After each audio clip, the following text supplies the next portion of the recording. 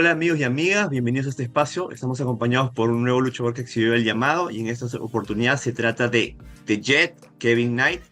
Él es luchador de New Japan Pro Wrestling y de All Elite Wrestling. Welcome Kevin, it's nice to have you here. Hey, hola, ¿cómo estás? Nice to be here.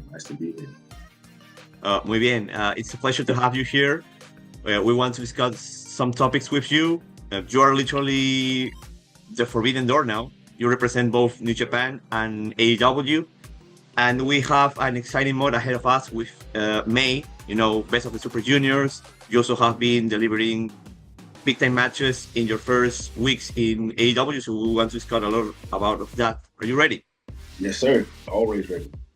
Okay, let's go back to the beginning of your adventure with New Japan. So, if I remember right, you made your debut in historic crossover in 2022. You had a special match where we feature representatives of the LA Dojo against the Japan Dojo or New Zealand Dojo too. So how was the experience of that first tour with New Japan? Also taking into account that you made your debut in the Super Junior Tag League, teaming with then tag team partner and mentor Kushida. So how was that experience? Man, it was a very eye-opening experience. I remember pulling up to the venue at the historic crossover, and it was like a spectacle because at that point in time, I've never wrestled in that type of arena, especially in Japan. It was my first show in Japan, but it was a spectacle to say the least. It was a little bit awkward because at the time it was like clap-only crowds. So even when we did things, it was just people just standing there just watching us with like not making any sounds or anything. They were just clapping. So it was a little bit adjusting to get used to. But I think that match symbolized like the whole LA dojo was there because it was my first time in Japan.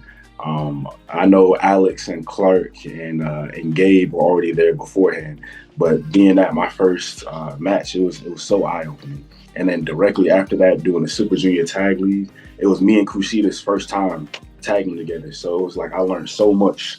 I still remember the first time I got in the ring at Hurricane Hall for our first match. He said, relax, have fun, So at that time in my career, I was really relearning myself because throughout that junior tag league, I lost the trunks. I put on a sweatsuit, started trying to be like myself, just being more of the Jet character. So it was like I was shedding off the young lion skin and putting on the Jet skin.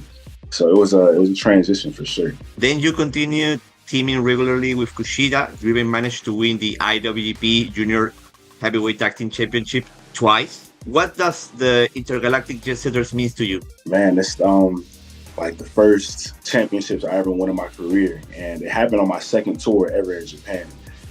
Halfway through that Dontaku tour, we won them in Hiroshima against Catch-22, and man, it was a validating moment. It was my first tour where we got the full experience of New Japan, going on tour, having full capacity crowds, having crowds that can make noise, getting the Japanese audience used to me and my style. So man, the Intergalactic Jet Setters is like the foundation of who I am today. And the second time we won it was in King of Pro Wrestling in Ryogoku, and that's one of my favorite venues in Japan. So just to be able to have that moment with my partner, especially against the Bullet Club that we were feuding with for a while, it was just a full circle moment just to be able to say we beat Catch-22 and the Bullet Club for those titles. So it was dope. I think you connected very well with the New Japan crowds. You are one of the fan favorites. And you had a special moment when you made your debut this year in the Tokyo Dome, when you both entered as the IWGP Junior Tag Team Champions. Unfortunately, you lost the match. But yeah. I believe that, that moment entering the Tokyo Dome as champions, it's an achievement in itself.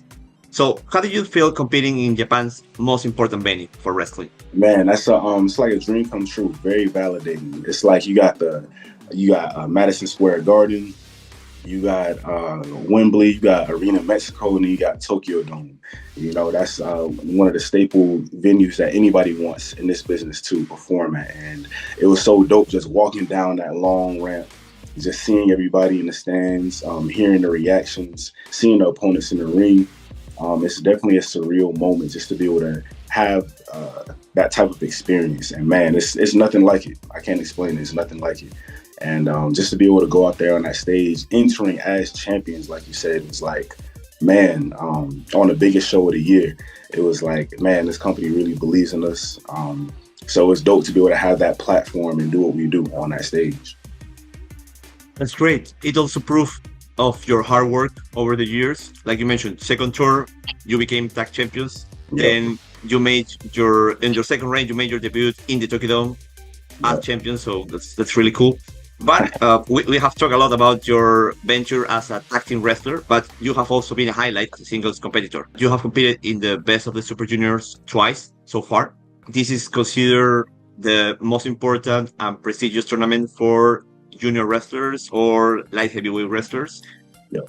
And unfortunately, you didn't advance to the knockout phases on those occasions. But how was the experience of competing in a round robin style tournament?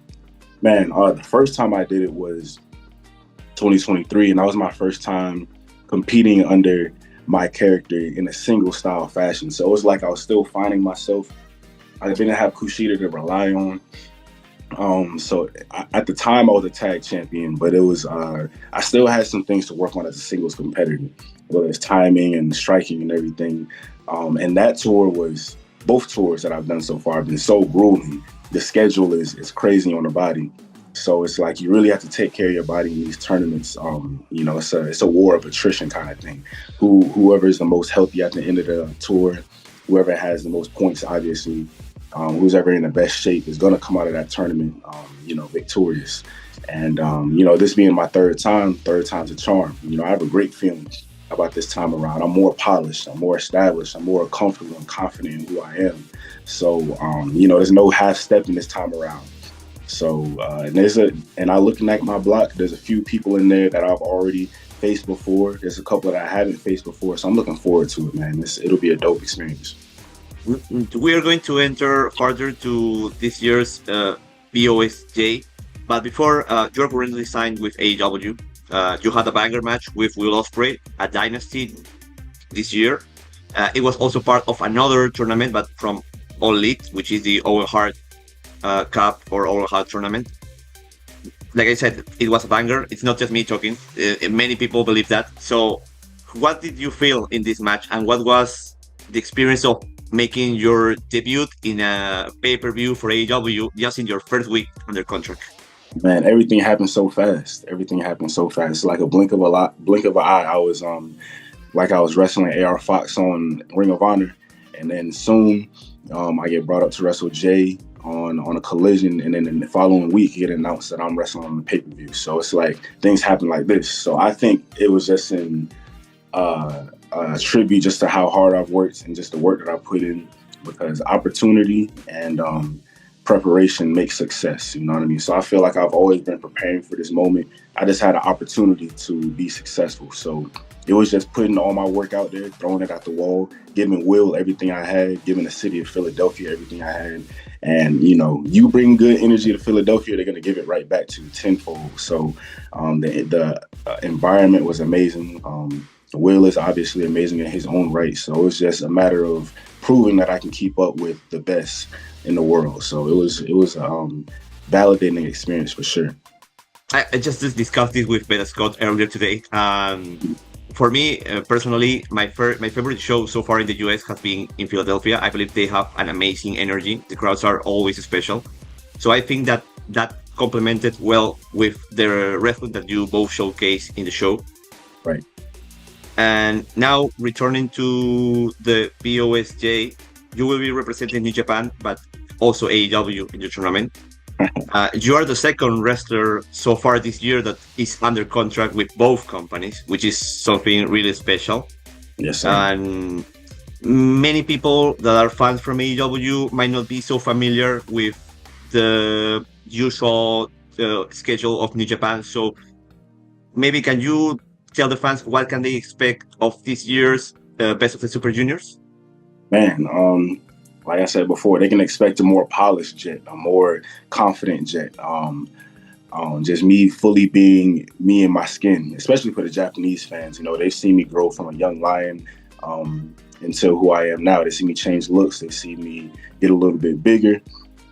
So they can expect just me to really go the long haul in this tournament. You know, I think I'm ready, mentally, physically, emotionally, spiritually, for to be able to take this tournament and win it and get my first title shot at that title. Because, man, I've been there for how long and I still haven't had a shot at that title. So it's the time is right. Time is right. Indeed.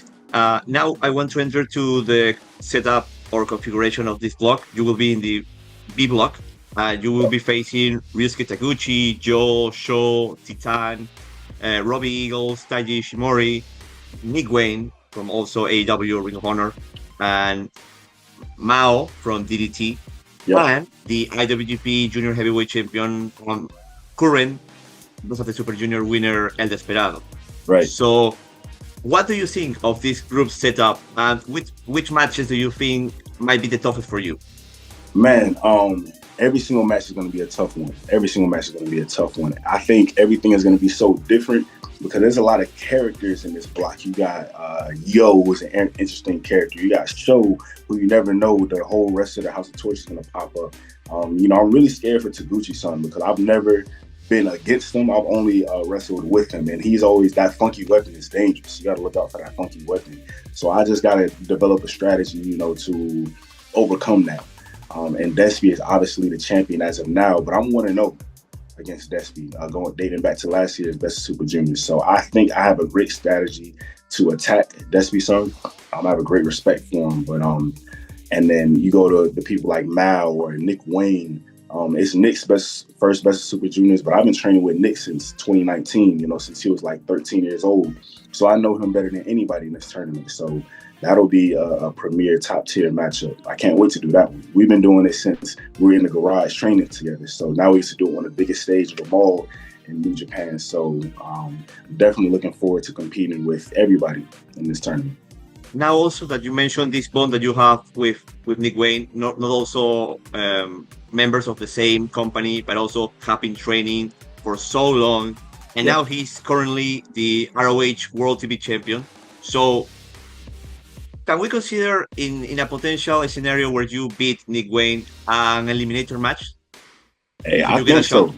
I think so because me and Fox had a 10-minute draw for that title back in maybe last month on Ring of Honor, and we never got back to it. And I recently beat Fox on Collision for that opportunity. So I feel like in my eyes, that title's already mine. It's already wrapped around my waist. So when the time comes, Nick Wayne know what time it is. So we'll see when that matchup actually happens and if he's willing to put it on the line. You know how he's a spoiled little kid in patriarchy. Christian and his mom be telling him what to do. So I just want to see Nick think for himself. So that's all. Awesome. Now returning to this, you mentioned before about you have never challenged for the IWGP Junior Heavyweight Championship yet, and Desperado has been in a role this reign. He won the title at Wrestle Kingdom, same day that you and Kushida lost the tag team belts. Right. And he has been defending against everyone and anywhere. So, would you be interested in having an IWGP Junior Heavyweight Championship match with Desperado, but outside of Japan? Of course. That's the time that I've been waiting on. Just like you said, he's been defending against any and everybody. So me, quite frankly, I'm kind of offended. You know, he had defended against Kosei Fujita. He's defended against Akira, Clark Connors, Templario, everybody under the sun except for the Jet. And it's like, what am I, chopped liver or something? So I think, you know, me already having an undefeated record against him, that match is inevitable. Whether it be in Japan, whether it be in the States, in Canada, the UK maybe, you know, everywhere I would love to challenge Despy for that title because he knows who got his number. I'm looking forward for that match. I believe that this year BOSJ might be a preview for that. So let's yeah. And now also in AEW, you have been working a lot with Mike Bailey, Speedball, who also has been in New Japan programming. He was a semi-finalist in your first BOSJ in 2023. You are a team with a lot of chemistry. I think you have a good energy, and you're also in some kind of rivalry with the Young Bucks right now, AEW EVPs, technically your bosses. Right, right. What can we expect from you and Speedball as a team in the coming months? Man, you can expect action, fast-paced action. Look here, we over there. Jet speed, Mach 10, what I like to call us, is here to shake up the tag team division. You know, I feel like we would bring a lot of different variety, a different flavor to the roster, but to this division, man. And I can say that I'm so thankful that Speedball is my partner, because I would hate to be on the receiving end of those kicks, because I had before, and man, those things sting. So whenever I see him putting in the work on EVPs or Ricochet or Okada, just as it was a couple of days ago, I'm happy. It's a smile on my face. So you can expect Jet Speed, Mach 10 to come in and run the division. Whenever we get back together, I got to leave for a little bit, but man, that's not going to stop the connection. So looking forward to what we can do in this division. I think it's wide open for us. Yeah, we'll see like a kind of rebirth on the AEW tag team division. So I think that your team can bring something new to the table, and you also have this magnetism that makes fans, even if they are casual or hardcore fans, want to watch what you guys are doing. Right. And you also have like the variety, because you have like the what people tend to call the real bravs, but you also have this kind of comedy sense. We've been seeing a lot of that with Ricochet, especially when you have been in many multi-tag matches, but every match so far has been different. Yep. So that's also really cool. And now about this kind of beef with Ricochet, can we expect a singles match between the Jets and the Out of This World? Man, he says he's out of this world, but his head is weird. His hair must be out of this world as well, because we can't seem to find it. But you know, Ricochet, despite what people may think, he actually is a cool guy. You know, I might be lying, I might be fabricating that, but Ricochet, we could definitely get that action in one-on-one. I think he's been ducking it. He cost us 2 matches now, 2 weeks in a row. So I'm not really, too high on Ricochet. So I just can't wait to get in there and slap that bald head of his and show him who really is out of this world, who really is too fly, who really is not from here. Because he may be, the before, but the Jet is the here and now and the future. So I'm just, we got to hash that out in the ring. To close this part, let's take in mind that Ricochet is also someone that has history with New Japan. He has been a former IWGP Junior Heavyweight Champion and also Best of the Super Juniors winner. So you have something that you have to achieve, to have this argument of, yeah, I'm better than Ricochet too. Of course. He did it maybe 10 years ago. And he was only a tag champion as well. He may have won the Super Juniors, but he didn't win the big one. So, once I win that big one, then that's a step over his head. So we will see. After you return from the Best of the Super Juniors, AEW will make their debut in Mexico, which is another great achievement for All Elite. They will be doing Grand Slam Mexico in Arena Mexico, like we talked before. It's one of the four most iconic venues for pro wrestling around the world. They are doing this in partnership with CMLL. And that same week, we have also Fantastica Mania Mexico, which is another show that is run by CMLL and New Japan. And you have, contract or obligations, in a sense, with both AEW and NJPW. And the last time that you competed in Mexico was in 2023, that you made team with Rocky Romero, which is not the same Rocky Romero and TJP. He's different now. Yes, sir. How interested would you be in competing with CMLL there again in Mexico? Oh, very interested. CMLL, Arena Mexico, Arena Puebla, Guadalajara. That was some of my favorite times that I got to do. The crowd is insane. The energy is insane. Mexico City is like a whole different level. So I would be, more than excited to be able to go back to that city and just expand on what I already done. I got to wrestle Mystico, Atlantis Jr. and Massacre Dorada 2.0 in Arena Mexico on the 90th anniversary. So just saying that is like an achievement itself. So I would like to run that back. maybe with some different opponents or different teammates. Rocky Romero, he was always a bad influence, especially when he brought me down to Mexico. So, and TJP is doing this thing too. So maybe we can get a little bit better influences, role models, you know what I mean? And then make a run against Mystico, Mascara Dorada, Templario, and Mantis Jr., everybody over there. Volador Jr., everybody's so talented. That's great. And now that we are talking about these possibilities and these partnerships that AEW, New Japan have, and you're literally the forbidden door, like I mentioned at the beginning of this interview. Is there anyone you want to face from anywhere in the world that you haven't faced yet? I think since I am the forbidden door, just like you said, anybody should be wanting to step in the ring with me, with the Jet. So anybody that's on the list, that got me on their list, put me at the top. I want to make some magic happen. There's nobody for me that I really. Anybody that steps in the ring it's gonna be a challenge. It's gonna be entertaining. It's gonna be fun. It's gonna be a battle. So I'm ready for anybody that steps in the ring. It could be we call it the Jet Open Challenge, the Jet Forbidden Door Challenge. So I'll be ready for anybody that steps in the ring. There's also another partnership that AEW and New Japan have, that is RevPro, Revolution Pro Wrestling in the UK. You haven't done that one yet. But many of your tag team partners, even Speedball, did some months in the UK back in the pandemic era. So how interested would you be in competing over there? Oh, of course. I want to travel, the Jet 2 fly for a reason. I want to get to every place, every promotion, every state, continent, province, every place in the world and show the world my talents. So being in Rev Pro will only just add to that achievement. So I would love to go over there to Rev Pro, whoever the best is over there. I know they got Oku, Leon Slater, man, like Derice. They got a great scene over there. So I would love to compete with the best of the best. Finally, going a little bit outside of pro wrestling, we want to know a little bit more about you. So can you tell us about your hobbies? What do you usually do in your daily life?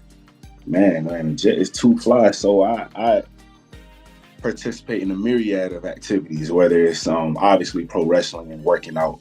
But I could play a little bit of the guitar. I've been playing that for about almost a year and a half, 2 years now. So I play a couple tunes. I'm a big skater, whether it's roller skating or skateboarding. So I just love to be outside and stay active.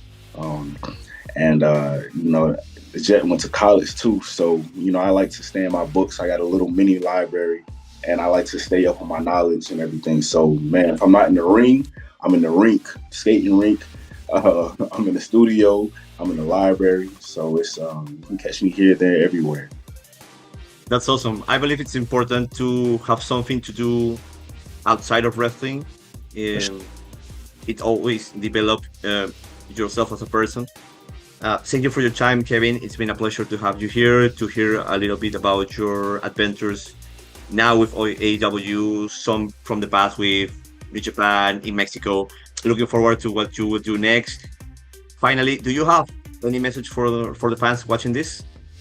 For anybody watching this, man, tap in, tune in whenever the Jet is on your TV programming, whether it's on New Japan World, whether it's on TNT on Wednesdays or TBS on Wednesdays or on Saturdays on Collision. So just tap in wherever the Jet is. I'll be in Arena, Mexico, however you watch it. So anytime you see the Jet on the card, man, you're in for a spectacle. Ok, eso ha sido todo por hoy, amigos. Hasta la próxima.